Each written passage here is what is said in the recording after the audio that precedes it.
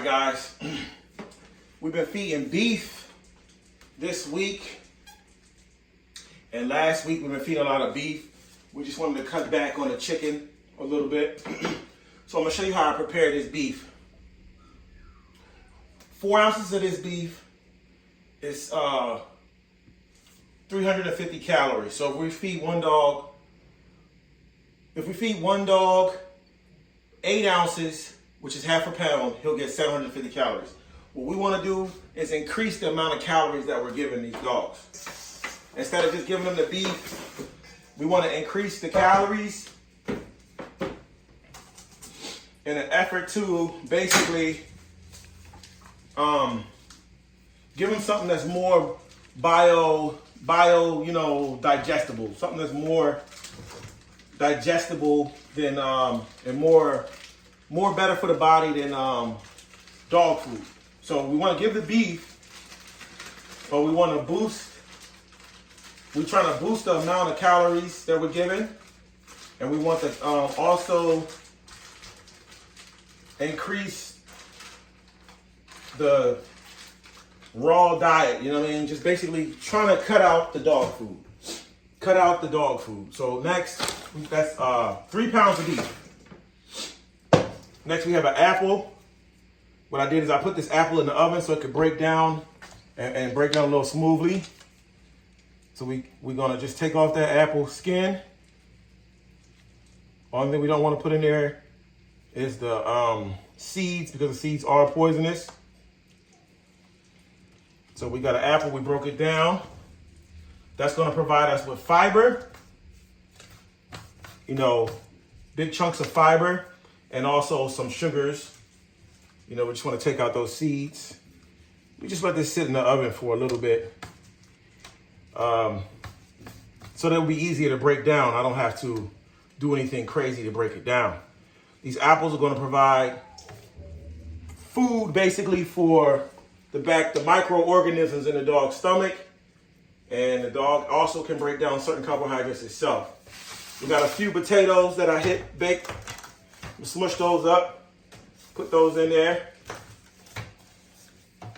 These potatoes actually provide some vitamins and some carbs, but mostly fiber, iron, different things like that. Next, we had a banana that was just sitting around.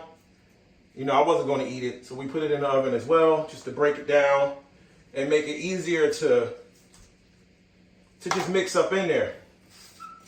Next, we have a stick of butter. This is a salted stick of butter. You can use regular butter, it's probably better. I didn't really pay attention when I grabbed this butter, but my dogs could use a little bit of salt. Salt helps the dogs retain water, and it's a mineral, electrolyte or whatever. It helps the body function. Next, I'm going to mix all this up. Also, the reason why we're mixing in this butter is because fat is a fuel. Fat is a fuel that can fuel a dog's body and fuels the dog. So by adding fat, I'm adding more fuels. And this fat is very easily to digest for a dog. I'm not saying that you should feed it to your dog, but I'm just telling you what I'm doing. This butter is all naturally just composed from milk. The fat that's in milk is just the fat collected that's produced from plants by a cow. You have 2 types of energies or 2 types of fuels. You got carbohydrates and you got fats. Your body can only store a certain amount of carbohydrates in your muscles, and I think they store it somewhere else, the pancreas or something. And in a fight or flight situation, your body's going to burn those carbs as fast as they can to get you out of a jam or a fight or flight situation or a quick run, a sprint. When it comes to fat, breaking down fat for energy, the fat is more so the energy you use when you're sleeping and for heart function and brain function while you're sleeping. It's a steady fuel.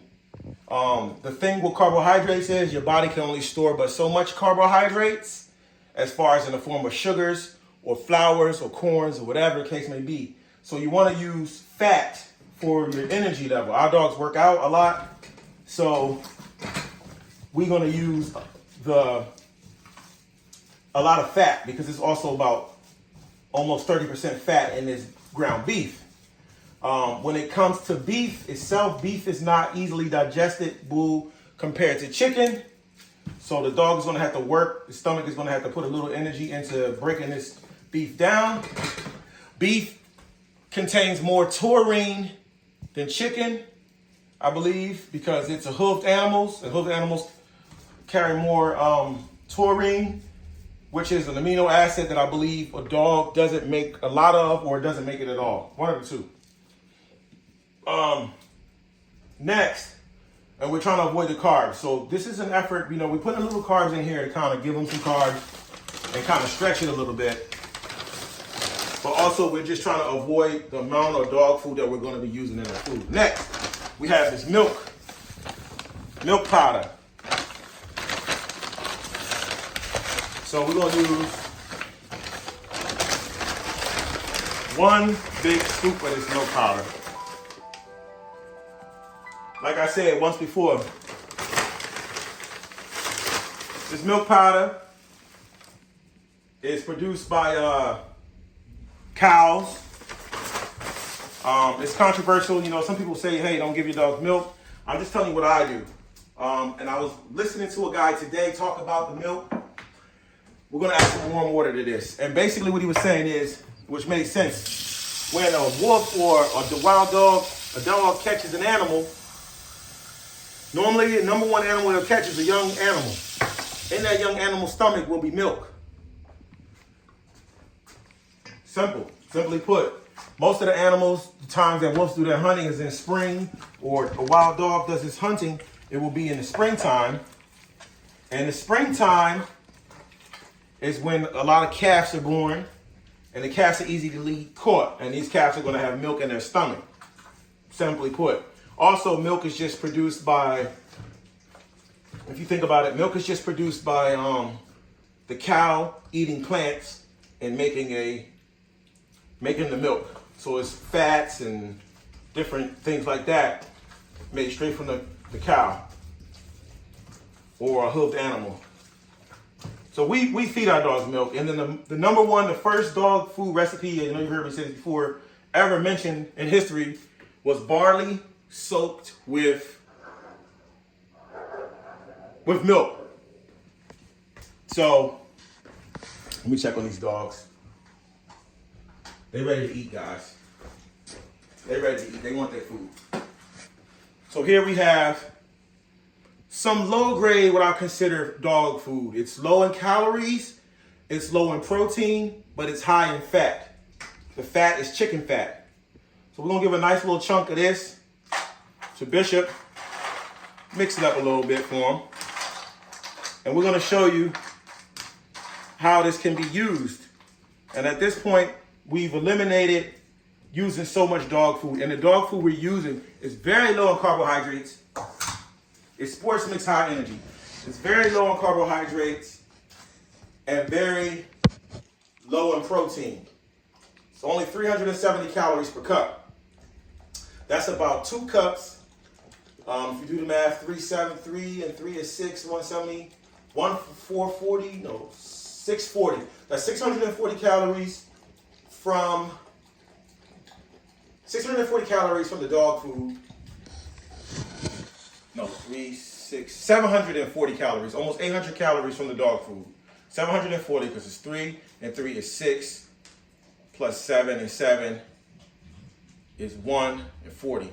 So it's 740 calories from the dog food and possibly another 1,000 calories from the milk, the butter, and the apples and the potatoes. So you're looking at about a 1,700 calorie bowl of dog food. But in this bowl of dog food, you have about 1,000 calories coming from a natural source of meats and vegetables. None of this stuff is processed. I want you to see how it looks. None of this stuff is processed. It's not extruded through a, any kind of high processes, and it's raw meat, and it's very raw, and it's very digestible for the dog. As you can see, he's digging right in. He's licking it up. If you notice, he's licking the food and ignoring the dog food. The only reason why we have to use dog food is because of the expense of just using raw ingredients and the convenience. It would be almost impossible for us to just use raw ingredients because they're not readily available, and you have to go to the store like every day. And in this modern day, we have jobs, we have obligations to ourselves and others, and the job itself is its own entity. So we don't have the ability to just get all this raw food. That's why I break it down. I use things that were just maybe sitting around, but still have a large, it's a word for this, a large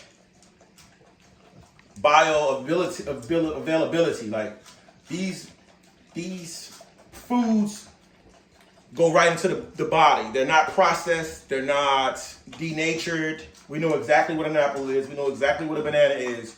We know the benefits. There's no mystery to what they're being fed. And by the dog food being low in calories, we know that the dog food contains a lot of meat product. And when you look at the diversity of the food, for the digestibility and what the dog can use itself is very high. Because let's just say that there's 2 cups of dog food in there. Let's say that half of that dog food is just processed foods, and then the other half is, like bone meal and fats. So you're giving the dog about a 75% raw food or a 75% bio.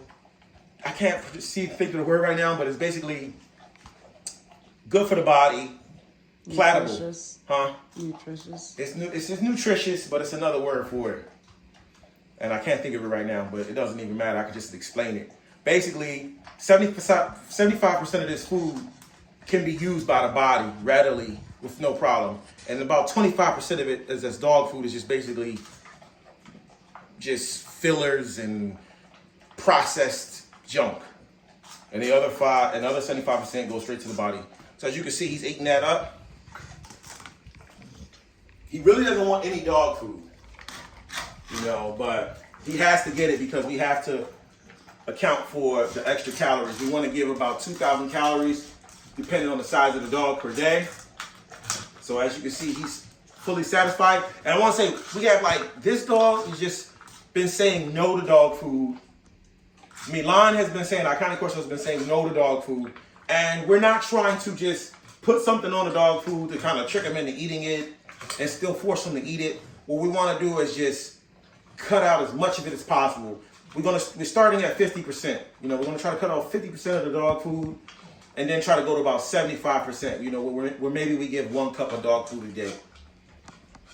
But we just want you guys to see what's possible with the ingredients you have at home. You have things just laying around that could be used for proteins and things that you could be using for just vitamins, and also that milk. This milk right here has protein, has vitamin D, A and D, and hey, the dogs love it. Take care of your dogs.